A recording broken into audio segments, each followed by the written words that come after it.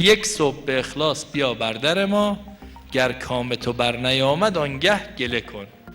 پس شب به موقع بخوابیم، صبحم سحرخیز باشیم، بچه هامون رو عادت بدیم به این کار.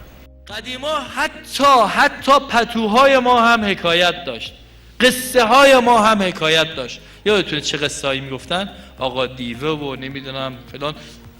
وقتی این قصه ها رو میگی روح میره به عمق بدن، خون رو هم میبره، ظاهر بدن سرد میشه، خواب میاره.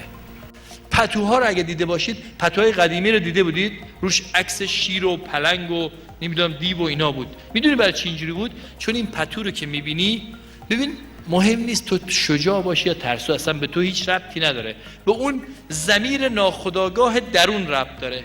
ضمیر ناخودآگاه ما با دیدن این اصلا ما حواسمون هم نیستا، میره به عمق بدن، ظاهر رو سرد میکنه، خواب میاره.